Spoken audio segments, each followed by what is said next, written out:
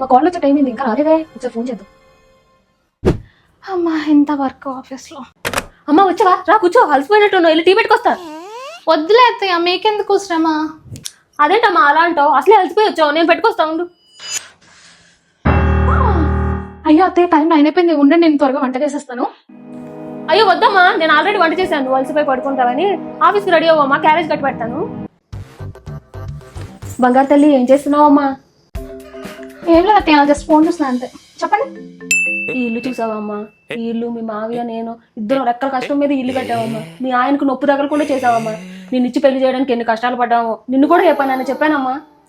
ఇదంతా కాదు అత్తయ్య ఎంత కట్టమంటారు చెప్పండి. ఏం లేదమ్మా ఈ ఇంటికి ఈఎంఐ 20,000 కట్టాలమ్మా. ఓ అంతే అత్తయ్య మీ ఫోన్ పే చేస్తున్నాను చూడండి. సరే అమ్మా మా కాళ్ళు బంగారం. ఏం వదిన గారు వంట అయిందా? అయింది వదినా. అయినా వంట నేను ఎందుకు చేస్తాను వదినా?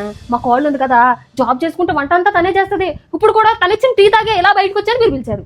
ఏంటమ్మా కవర్లో? ఇదా అత్తయ్య ఆఫీస్లో ఎగ్జిబిషన్ పెట్టారు నాకు 2 చీరలు బాగా నచ్చాయి మీకు బాగుంటాయని తీసుకున్నాను అత్తయ్య గారు. అవునా నిజంగానా?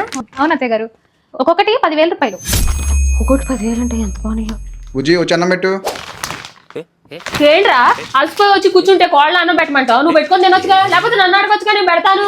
కోళ్ళకి అసలు ఏం పని చెప్పొద్దు అసలే అలసిపోతుంది.